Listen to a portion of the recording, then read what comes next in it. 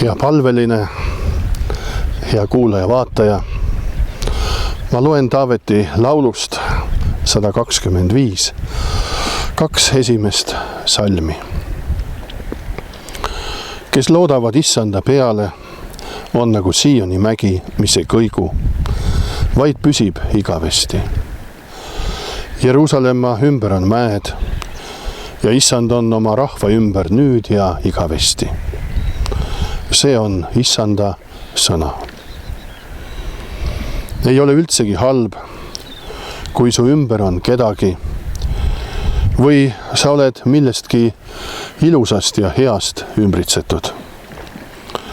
Eks ole ju meeldiv, kui meid ümbritsevad sõbrad, pereliikmed või oled keset metsa või heinamaad või naudid Jumala loodud ilu kaunil mererannal. Minu selja taga võib-olla märkad päästevesti.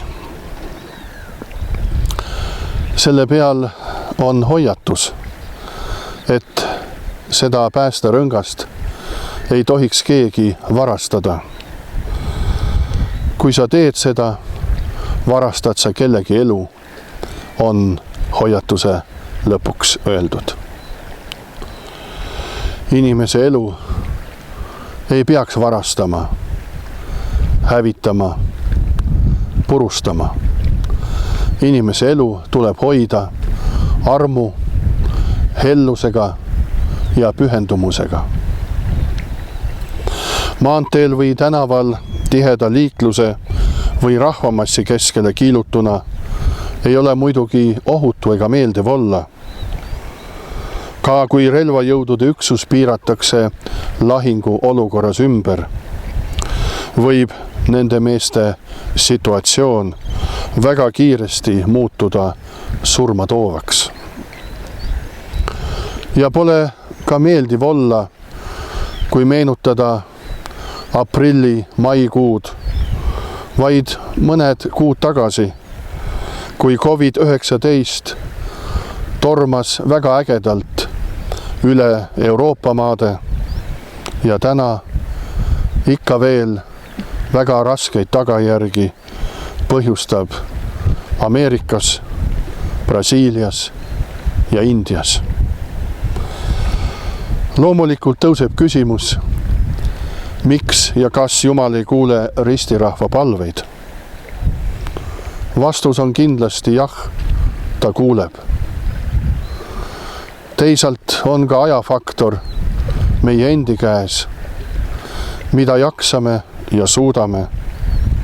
Ja teisalt, kas mõistame hinnata neid hetki, kas või praegu, kui pisutki on lihtsam ja kergem, ja mõistame ümber hinnata seda tormamist, enesekesksust, Jumala vallatust, mis oli möödunud aastate kestel.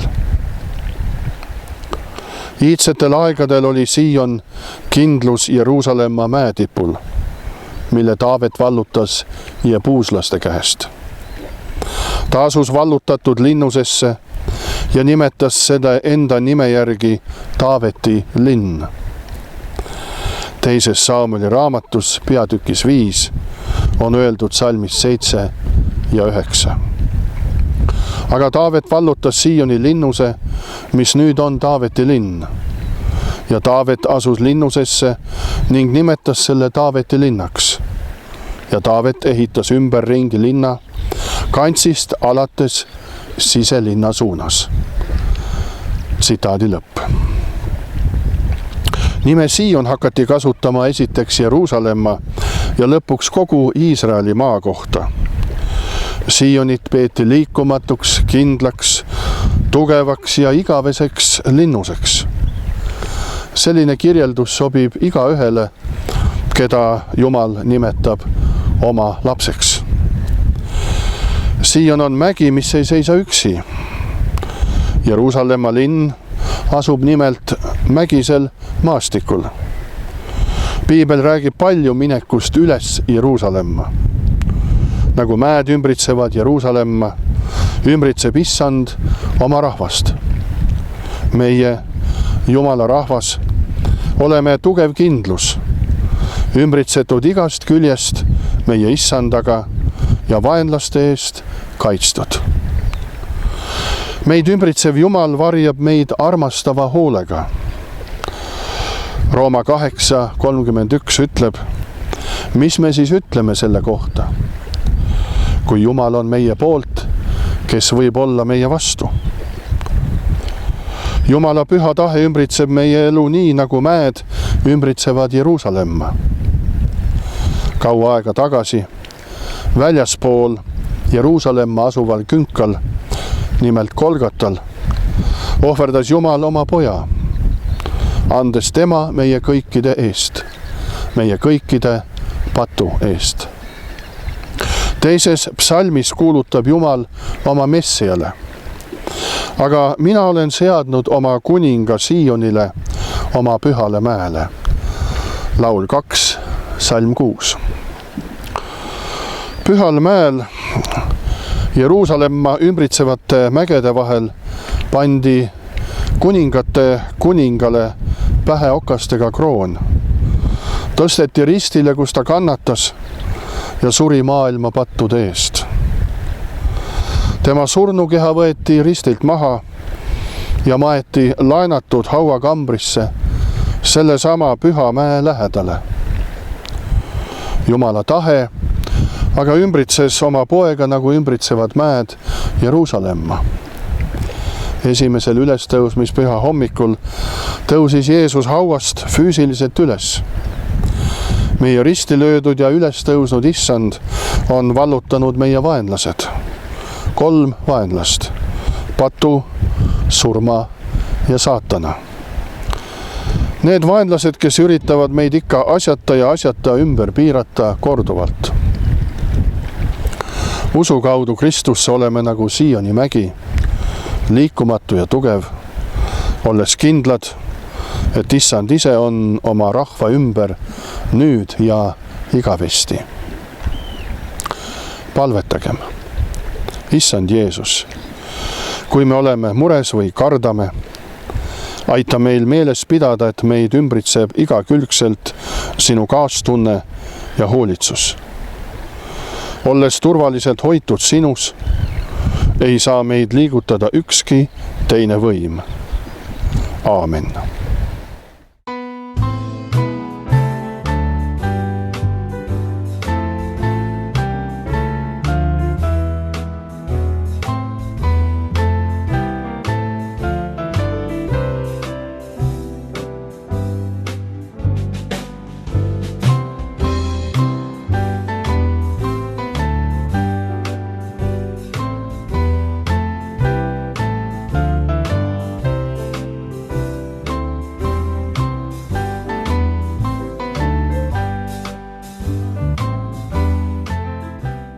Dear friends, dear listeners, dear viewers, I read some verses from Psalm of David, number 125, verses 1 and 2.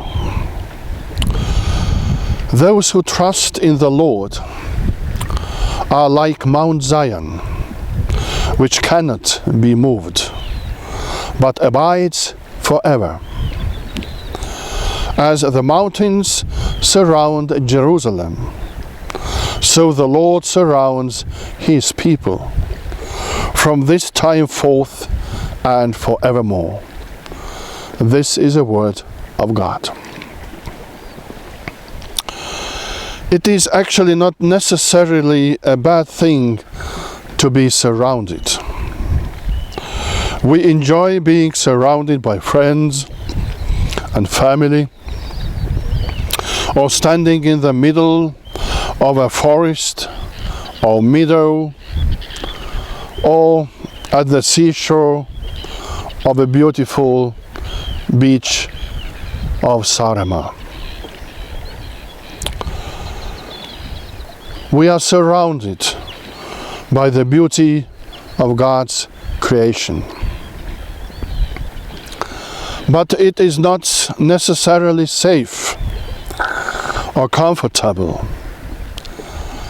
Live and experience this fear and uncertainty in times of COVID-19, where naturally the questions arise: does the God hear our prayers? Does He see our surroundings and understand our fear, our misfortune? Does He see the sin of mankind?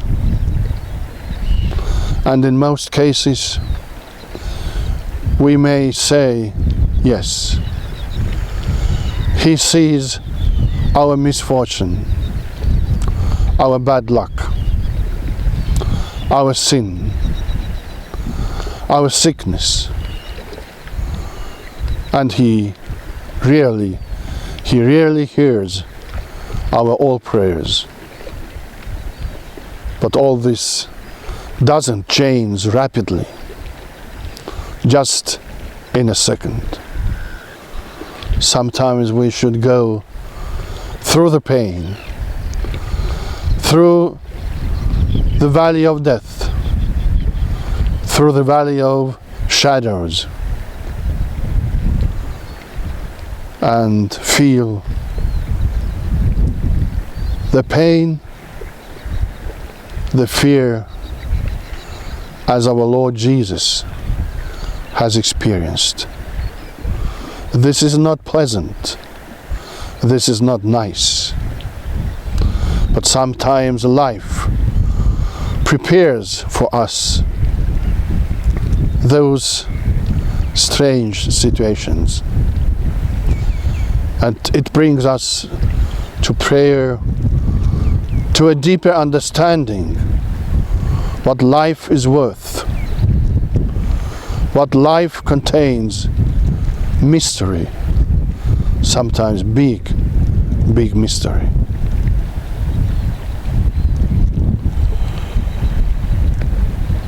In ancient times, Zion was a hilltop fortress in Jerusalem that was conquered by David.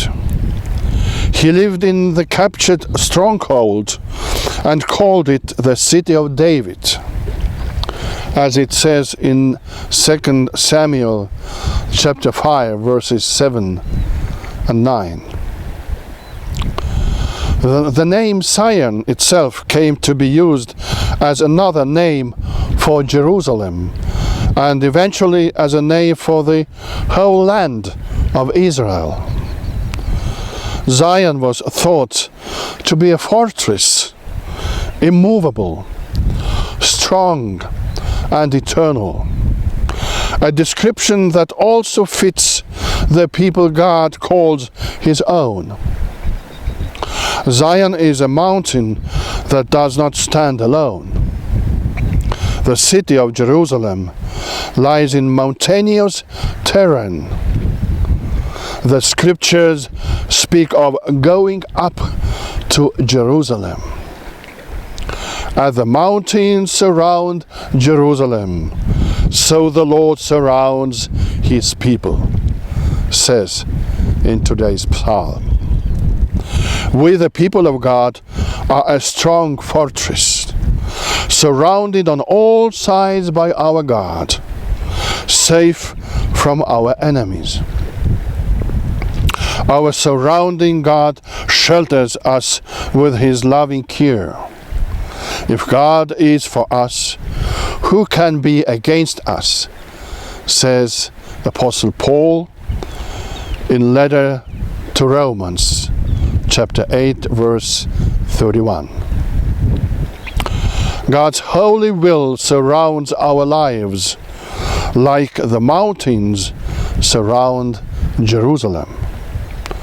Long ago, on a hill outside of Jerusalem, God did not spare his Son, but gave him up for us all. In another psalm, in the face of opposition to his Messiah, God announces, quoting, "As for me, I have set my King on Zion, my holy hill." Psalm 2, verse 6. On a holy hill among the mountains surrounding Jerusalem, the King of Kings was crowned with thorns and lifted up on a cross. There he suffered and died for the sins of the world. His body was taken down from the cross and buried in a borrowed tomb not far from that holy hill. But the will of God surrounded his Son like the mountains surround Jerusalem. And on the first Easter morning, Jesus rose bodily from the grave. Our crucified and risen Lord has conquered our enemies. These three enemies: sin, death, and Satan. Foes that still try in vain to surround us. Through faith in Christ, we are like Mount Zion, immovable and strong, confident that the Lord himself will surround us from this time forth and forevermore. Let us pray. Lord Jesus, when we are worried or afraid, help us to remember that we are surrounded on all sides by your compassion and care. Secure in you, we cannot be moved. Amen. Ja võta vastu Issanda õnnistus. Issand, õnnistagu sind ja hoidku sind. Issand, lasku paista oma pale sinu peale ja olgu sulle armuline. Issand, tõstku oma pale sinu üle ja andku sulle oma rahu. Jumala Isa ja Poja ja Püha Vaimu nimel. Aamen. Issand, hoidku sind oma peopesa sees, kuni me kohtume taas.